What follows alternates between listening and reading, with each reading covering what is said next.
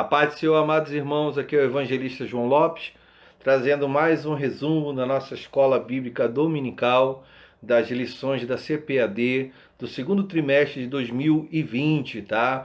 Estamos estudando nesse trimestre a Igreja Eleita, redimida pelo sangue de Cristo e selada com o Espírito Santo da promessa. Como eu falei na semana passada, o comentarista é o pastor Douglas Batista.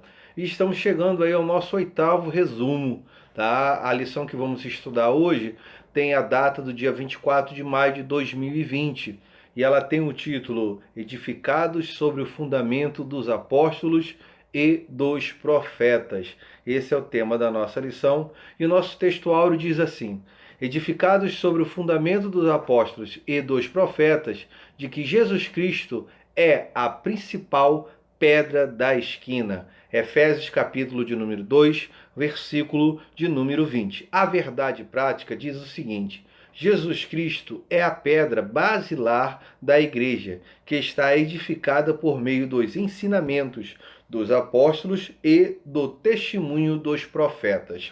Só para a gente deixar bem claro, Cristo é a base da igreja. E nós estamos alicerçados na doutrina dos apóstolos e também no testemunho dos profetas, tá? Ao longo desse período que foi ensinado, que os apóstolos deixaram para a gente, e é nisso que a igreja ela se baseia, tá? Em primeiro lugar, acima de tudo, a base da igreja é o Senhor Jesus Cristo. A gente vai ver durante essa lição que não é Pedro, não são os homens, mas é Cristo. E tudo que foi ensinado na doutrina dos apóstolos e no testemunho dos profetas é baseado naquilo que Jesus Cristo viveu, tá, irmãos? A nossa leitura bíblica em classe está em Efésios, capítulo de número 2, do versículo 20 ao 22, e Mateus, capítulo 7, do versículo 24 até o versículo de número 27. Para a gente fechar essa parte introdutória, a nossa introdução diz o seguinte: por meio da reconciliação efetivada na cruz, Cristo formou a igreja. O apóstolo Paulo a compara com um edifício em construção.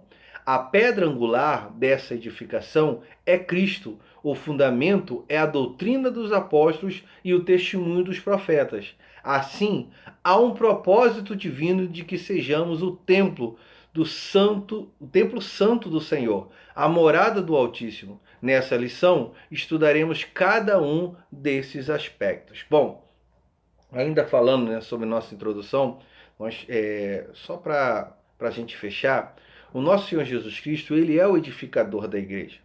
Os santos profetas e apóstolos testemunharam sobre este edificador. Nesse sentido, podemos dizer que a fé cristã é o edifício em que Cristo é a pedra angular, isto é, a pedra principal. E os ensinos dos apóstolos e os testemunhos dos profetas são um fundamento erguido sobre esta pedra angular. Portanto, tudo que os apóstolos e os profetas ensinaram e testemunharam é fiel ao que Cristo ensinou e que também praticou. Amém? Fechando essa parte introdutória, nós podemos agora iniciar os nossos tópicos. Temos aí 3 tópicos para a gente poder estudar, né, fazer um resumo. E nosso primeiro tópico tem como tema um edifício espiritual. Nós temos aí 4 subtópicos e o nosso primeiro subtópico diz o seguinte: o santuário judeu, o templo judeu.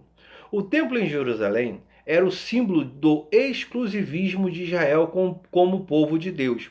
A gente no resumo, né, da última aula, a gente falou sobre esse tema, sobre esse assunto, e é importante você que está assistindo, né, esse resumo da Escola Bíblica, que você possa assistir as outras aulas também, os outros resumos que nós já colocamos, né, no nosso canal. Vá lá, assista, tá todas as aulas, desde a primeira aula desse segundo trimestre, tá todas as aulas lá, você pode acompanhar, e é muito importante porque uma vai se ligando à outra, tá? Então, caso você ainda não tenha estudado as outras lições, eu convido você a fazer esse resumo junto conosco no nosso canal, amém?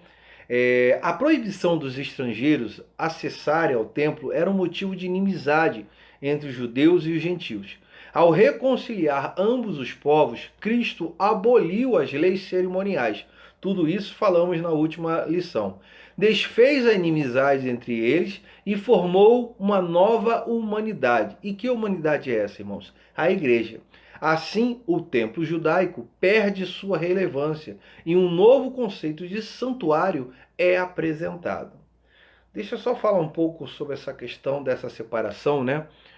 Os gentios estavam autorizados a entrar somente na parte externa da área delimitada do Templo de Jerusalém. Esse pátio externo também era chamado de Pátio dos Gentios, uma barreira de cerca de 1,5 m, tá, de espessura, e era chamado também de Muro de Inimizade, como está dizendo ali em Efésios capítulo 2, versículo 14. E o que ele fazia? Ele impedia o acesso dos gentios ao pátio internos do templo. O historiador judeu Flávio Joséfo, ele informa que havia uma divisão feita de pedra. Sua construção era muito elegante sobre ela. Ficavam pilares em distâncias iguais entre um e o outro, anunciando a lei de pureza em grego e em outras letras romanas, dizendo que nenhum estrangeiro deveria entrar no santuário. O templo, nos dias do Antigo Testamento, quando era acima de tudo o lugar especial do encontro de Deus com o seu povo. Era o lugar em que a glória de Deus descia e se manifestava a presença de Deus. Cristo, ao vir à terra, ele tornou o tabernáculo obsoleto, templo feito por mãos de homens. Ele mesmo tornou-se o lugar da habitação divina entre os homens. E isso está registrado no Evangelho de João, no capítulo de número 1, versículo 14.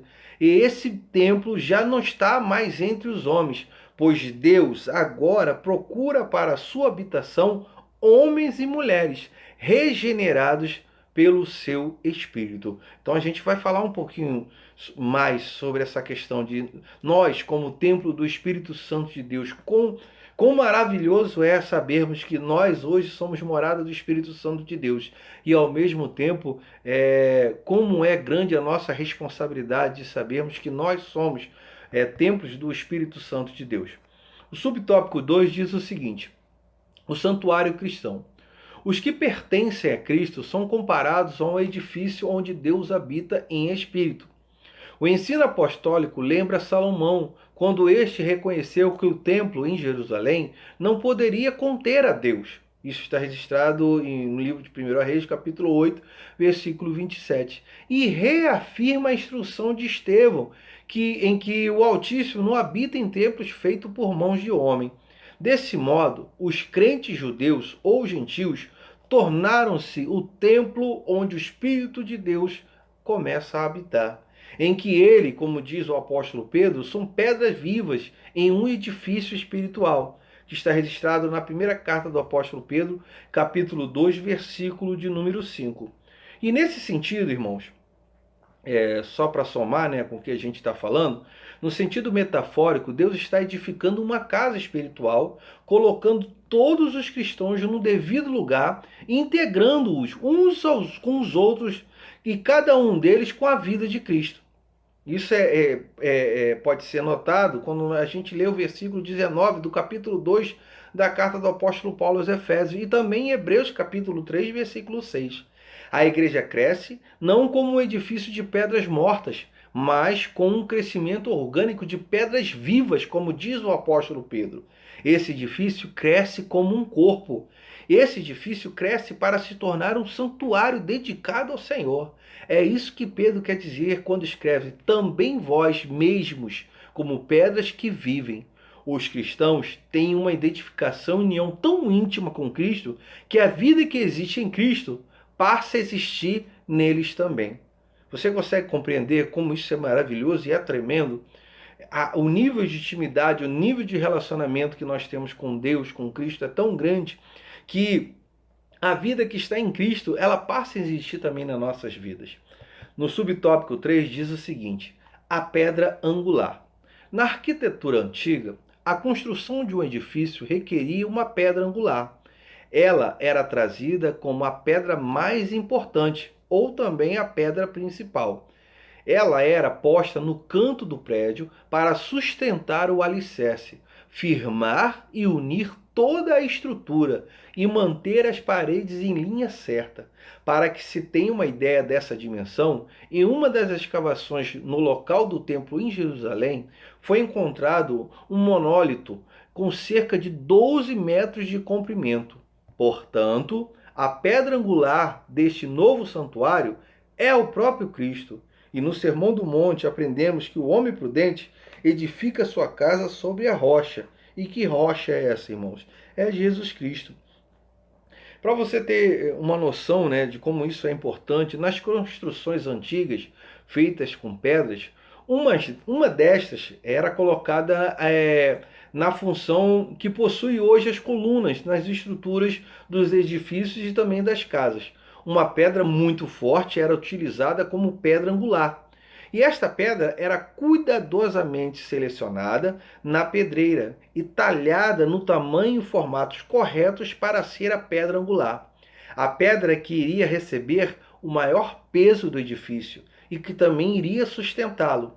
Esse tipo de pedra também era usada na construção de arcos. Era a pedra central que mantinha toda a estrutura unida na forma correta, com a força necessária para suportar pesos e sem a possibilidade de cair.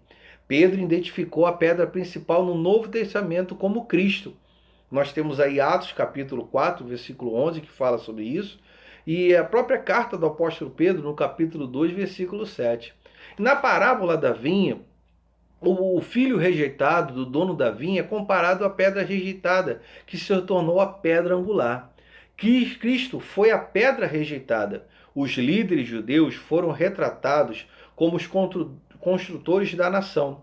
Essa figura usada por Paulo tem uma base histórica, cujos grandes características se comparam por analogia à rejeição de Cristo, que também veio para nos livrar e nos salvar, ou seja, veio para livrar e salvar as nações.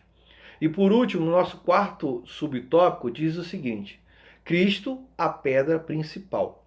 A edificação de Cristo como pedra angular remonta à profecia messiânica, em que a pedra rejeitada tornou-se a cabeça de esquina. Isso está registrado no Salmo 118, versículo de número 22. Ele mesmo afirmou ser a cabeça da esquina, lá em Marcos 12, 10. Assim como também os apóstolos testificaram ser Cristo a pedra principal. Portanto, a pedra angular deste novo santuário é o próprio Cristo. No Sermão do Monte aprendemos que o homem prudente edifica sua casa sobre a rocha, que é Cristo Jesus. Bom, para a gente fechar esse primeiro tópico, deixa eu só falar mais algumas coisas para a gente poder avançar. O alicerce desse santuário é o próprio Cristo e não é Pedro. Cristo é quem dá à igreja unidade e que dá solidez. Essa importante e fundamental pedra de uma construção é usada como uma figura em Isaías, no capítulo 28, versículo 16, para alguém que seria colocado em Sião, ou seja, em Jerusalém. Em Atos dos Apóstolos, no capítulo 4, versículo 11, e é interessante a gente lembrar aqui que ali estão Pedro e João, mas a partir do versículo 8 do capítulo 4 de Atos dos Apóstolos, quem começa a falar é o apóstolo Pedro. E Pedro ele vai apontar essa pedra sendo Jesus Cristo, o qual foi rejeitado, mas que na verdade era a pedra angular e a pedra principal da obra de Deus, que ao qual Deus estava fazendo. Quando a Bíblia então usa o termo pedra angular aplicado a Jesus Cristo, está destacando a posição exaltada de Jesus, sua grandeza, sua primazia, sua importância fundamental. Sem ele, irmãos, nenhuma construção haveria e não haveria qualquer esperança para os povos. Além dos apóstolos, o próprio Jesus destacou que ele era essa pedra angular, quando contou a parábola dos lavradores maus, como está lá em Lucas capítulo 20, versículo 17 e 18. Jesus destaca que a pedra angular é a pedra mais forte que sustenta toda a construção. Também é a pedra indestrutível. Qualquer pedra que caia sobre ela se quebrará. Aqui temos a menção do juízo de Deus sobre aqueles que se levantam contra Jesus. Glórias a Deus. E assim, irmãos, fechamos o nosso primeiro tópico e podemos avançar para continuar, trazendo o nosso resumo sobre essa maravilhosa lição. Nosso segundo tópico tem como título O Fundamento, Apóstolos e Profetas. Nosso primeiro subtópico, nós temos aí 3 subtópicos.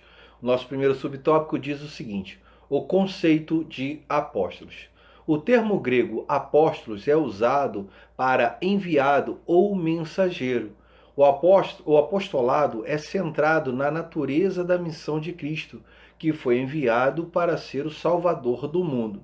Nos evangelhos de Mateus, Marcos e Lucas, eles usam o termo quando se referem aos 12 escolhidos por Jesus.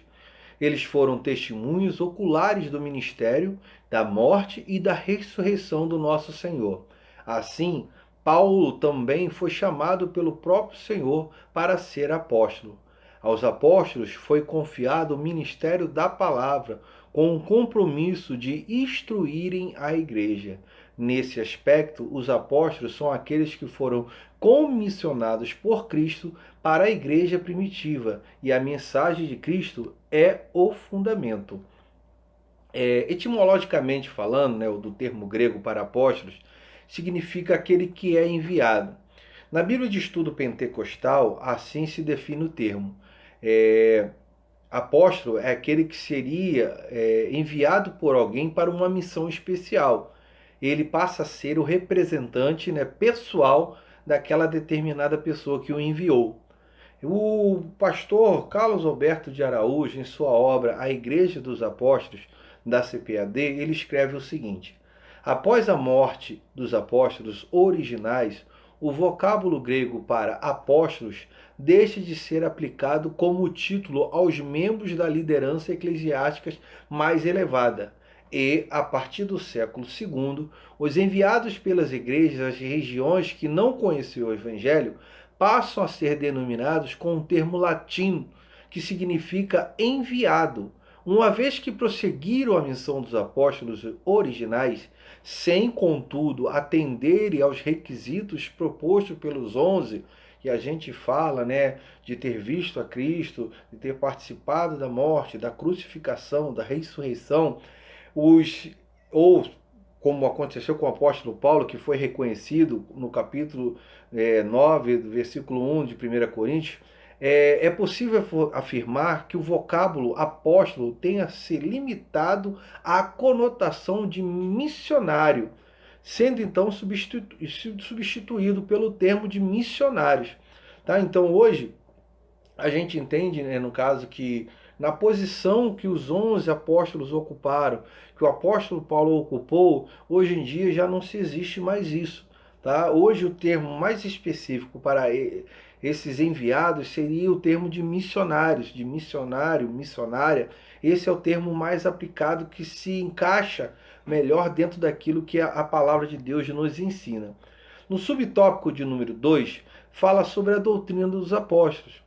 Embora não se possa desassociar das pessoas o ofício que ocupavam, o que constitui o fundamento da igreja não são os apóstolos em si, mas era a doutrina que eles ensinavam, ou seja, eram as escrituras. Os apóstolos receberam a doutrina diretamente de Cristo.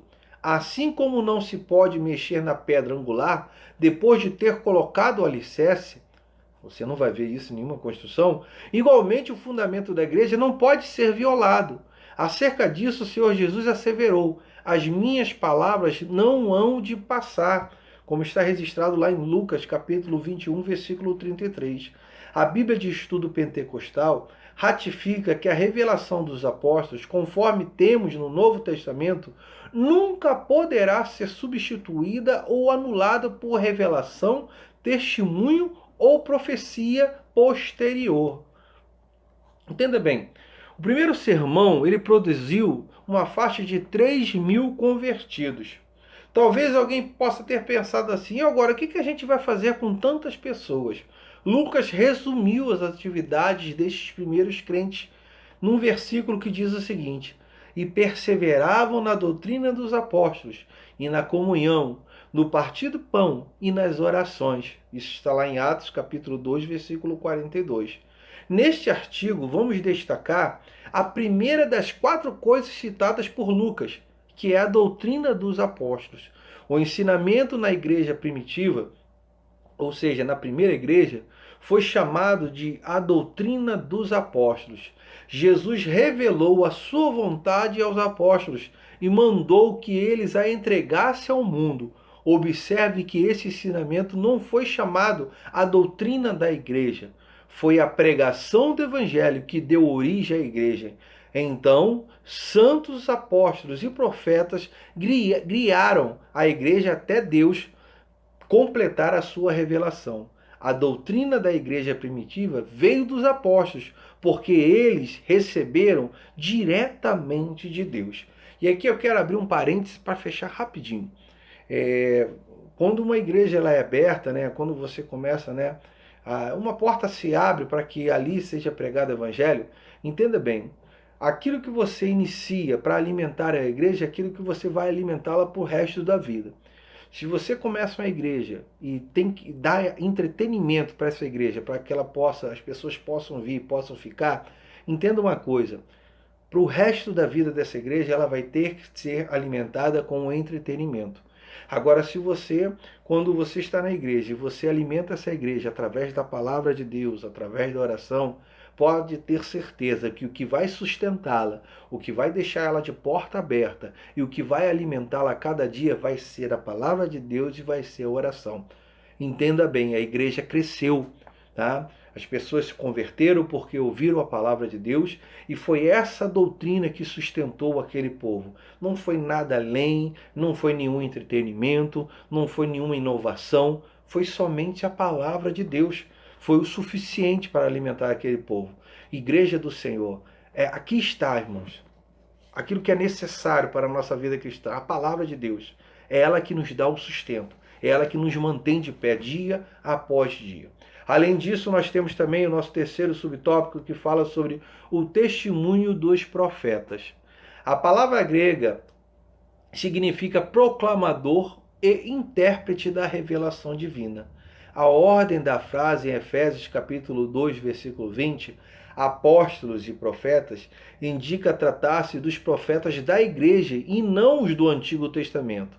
Mais adiante, Paulo assegura que a compreensão do mistério que no passado estivera oculto, de que os gentios tinham igual posição no corpo de Cristo e eram participantes da promessa, agora foi revelada pelo Espírito. A quem? Aos profetas do Novo Testamento. Onde está registrado isso, irmãos? Efésios capítulo 3, do versículo 4 ao 6. Assim, os profetas do Novo Testamento, que falaram inspirados pelo Espírito Santo, perfazem o alicerce da igreja de Cristo. Ou seja, além da doutrina dos apóstolos, nós temos o testemunho dos profetas. Deixa eu falar um pouco sobre essa questão, tratando especificamente sobre os profetas. Não se trata dos cristãos comuns que tinham o dom da profecia, mas homens especialmente comissionados na igreja primitiva. O ofício de profeta parece ter sido exclusivamente para o trabalho na congregação local. Eles não eram aqueles enviados como eram os apóstolos. Eles, algumas vezes, contaram a revelação prática e direta da parte de Deus para a igreja, como a gente pode ver em Atos dos Apóstolos, capítulo 11, do versículo 21 ao 28. Ou até mesmo expuseram a revelação já dada, que já estava implícita, como está lá em Atos capítulo 13, versículo 1. Não foram usados para o recebimento da Escritura. A mensagem deles, para você ter ideia, tinha que ser julgada por outros profetas para ter validade. E estudiosos defendem e tinham de estar em conformidade com os ensinos dos apóstolos.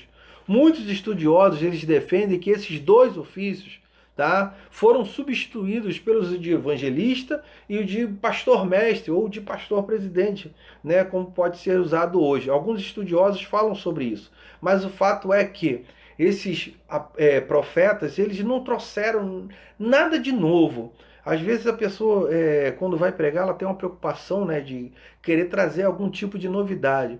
E eu quero ser bem claro com você, nós não precisamos trazer nada que seja novidade, irmãos. Tudo que nós pregamos já tem que estar escrito aqui, já tem que estar registrado na palavra de Deus. A gente não pode tirar nem acrescentar, basta somente trazer a palavra do Senhor. É certo que por muitas vezes nós acabamos até sendo repetitivos em algumas palavras, em alguns textos, mas o próprio apóstolo Pedro, ele falou sobre isso, que às vezes se faz necessário. Sabe por quê? Existem pessoas que ao longo da caminhada eles acabam esquecendo daquilo que têm aprendido. Então se faz necessário às vezes se falar uma, duas ou até três vezes. Mas é importante, irmãos, que nós temos que estar baseado em tudo que está escrito na palavra de Deus, tá? E se há alguma coisa que vai ser colocada, vai ser falada, que não está baseada nas escrituras, irmãos, nós não podemos aceitar. Amém? Nossa base de fé, tá? De vida cristã, está baseada na palavra de Deus. E assim nós encerramos o nosso segundo tópico e vamos agora partir para um terceiro e último tópico. Nosso terceiro e último tópico tem como título Edificados para a Morada de Deus. Vamos falar um pouquinho agora sobre esse templo, habitação do Espírito Santo que somos nós. O subtópico de número 1 diz assim: edifício bem ajustado. A expressão todo edifício bem ajustado cresce indica um processo contínuo de desenvolvimento dos crentes.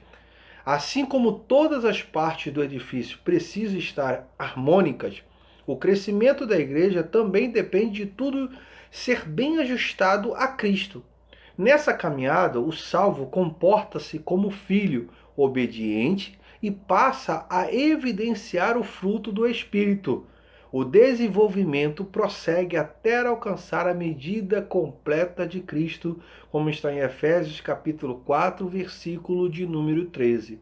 Pois todo crente bem ajustado torna-se templo santo no Senhor. Como já vimos, o crente tornou-se templo santo no Senhor. Isso indica que Deus habita em nós por meio do seu Espírito. Entenda bem uma coisa: todo cristão que entra no corpo é uma nova pedra no templo de Cristo, ou seja, a igreja. Seu corpo é formado pelos crentes. A edificação de Cristo da sua igreja não se completará até que cada pessoa que deverá crer nele o tenha feito, como está lá em 2ª carta do apóstolo Pedro, capítulo 3, versículo 9. É importante lembrar que o termo para habitação, que está registrado no versículo de número 22, indica uma morada permanente. Então o desejo de Deus é que Ele habite em nós o tempo todo. Entenda bem o que eu vou falar para você. Você que é templo do Espírito Santo de Deus, o Espírito Santo de Deus não se afasta da sua vida em momento nenhum. Você pode até tentar se afastar dele, mas ele quer morar dentro de você constantemente. O inquilino dessa morada permanente é a terceira pessoa da Trindade Santa, ou seja, é o Espírito Santo, habitando no seu santuário terrestre. Que é quem, irmãos? Somos nós. Olha só o que diz primeira carta do apóstolo Paulo aos Coríntios, capítulo de número 6, versículo de número 19 e versículo de número 20, diz o seguinte: ou não sabeis que o nosso corpo é templo do Espírito Santo, que habita em vós, proveniente de Deus, e que não sois de vós mesmos, porque fostes comprado por um bom preço? Glorificai, pois, a Deus no vosso corpo e no vosso espírito, os quais pertencem a Deus. Olha só o que diz, segunda carta do apóstolo Paulo aos Coríntios, capítulo 6, versículo 16, diz o seguinte: E que consenso tem o templo de Deus com os ídolos? Porque vós sois o templo do Deus vivente. Como Deus disse, neles habitarei, e entre eles andarei, e eu serei o seu Deus, e eles serão o meu povo.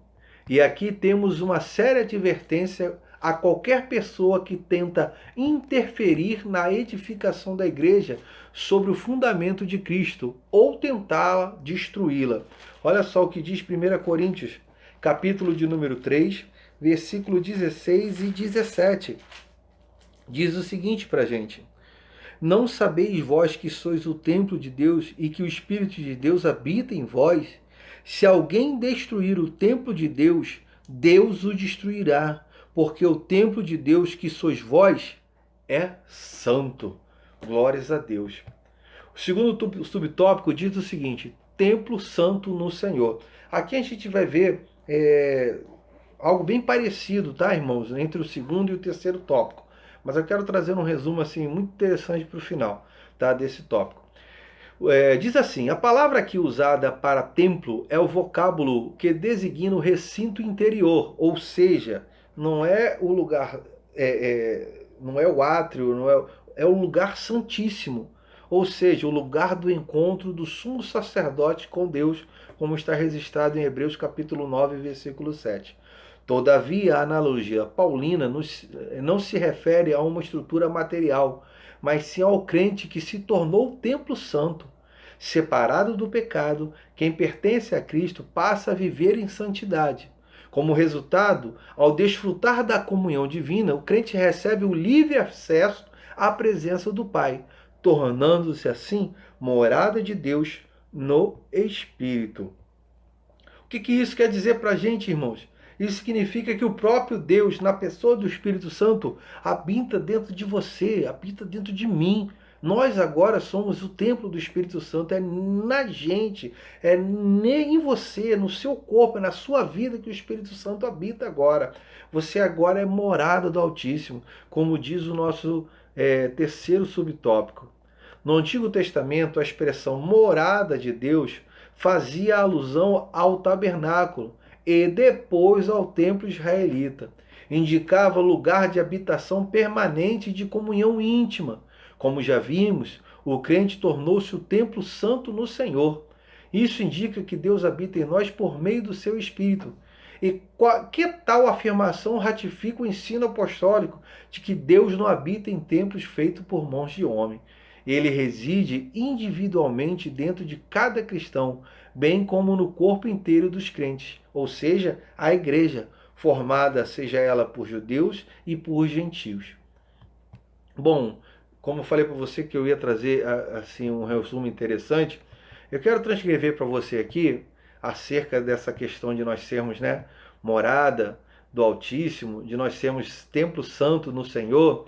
Eu quero trazer um texto de autoria do reverendo Hernandes Dias Lopes, que está até disponível, né, no site dele. Ele diz o seguinte: em primeiro lugar, o nosso corpo é sagrado, como está registrado em 1 Coríntios capítulo 3, versículo 17. O nosso corpo, embora frágil e mortal, é a habitação do Espírito Santo, porque ele é a morada de Deus. O nosso corpo, irmãos, é sagrado. Profaná-lo, portanto, é uma desonra para aquele que nele habita. Destruí-lo é afrontar aquele que tem o poder para dar a vida e tirá-la. A sacralidade do nosso corpo não está em sua essência, mas na sua utilidade. Ele é sagrado porque aquele que é santo, santo e santo, nele habita. Em segundo lugar, o nosso corpo é membro de Cristo, como está registrado em 1 Coríntios capítulo 6, versículo de número 15. Sendo o nosso corpo membro de Cristo, não podemos fazer dele membros de uma meretriz. Isso é profanar o santo nome do nosso Salvador e macular sua honra bendita.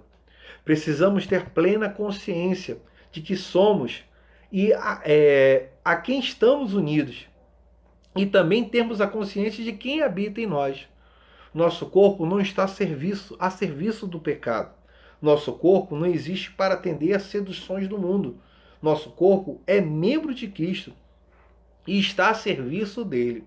Em terceiro lugar, o nosso corpo é santo dos santos, onde a glória de Deus assiste. Isso está registrado na primeira carta do apóstolo Paulo aos Coríntios, capítulo 3, versículo 16.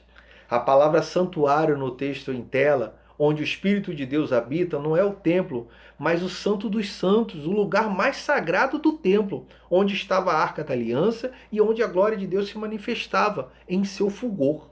A arca era o símbolo de Cristo e Cristo está em nós. Ele habita em nosso coração e tem as chaves de toda a nossa vida. Em quarto lugar, o nosso corpo não nos pertence. Isso está registrado na primeira carta do apóstolo Paulo aos Coríntios, capítulo 6, versículo 19. Aqueles que são morada de Deus não pertencem mais a si mesmos. Eles foram criados por Deus, redimidos por Cristo e selados pelo Espírito Santo, para serem propriedade exclusiva de Deus. Não podemos mais usar o corpo para a impureza, Não podemos profanar com imoralidade a santa habitação de Deus. Não podemos nos render aos vícios. Não podemos destruir o corpo com práticas invasivas, perniciosas, subjugando a escravidão do pecado. Em quinto lugar, o nosso corpo foi comprado por um alto preço. Isso está registrado no capítulo 6 de 1 Coríntios, versículo 20, parte A. O nosso corpo é de Deus, porque Ele o criou e porque Ele comprou por um alto preço, o preço de sangue, o sangue do seu Filho. Fomos resgatados do nosso fútil procedimento. Embora pecadores e sujeitos à morte, Deus investiu tudo em nós. Ele nos comprou, e não com coisas perecíveis, como ouro, como prata, mas foi com o sangue precioso de Jesus. Somos de Deus, duplamente dele. Sabe por quê?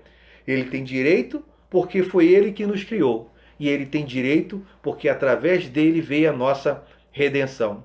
E em sexto e último lugar, devemos glorificar a Deus no nosso corpo. Isso está registrado na primeira carta do apóstolo Paulo aos Coríntios, capítulo 6, versículo 20, parte B.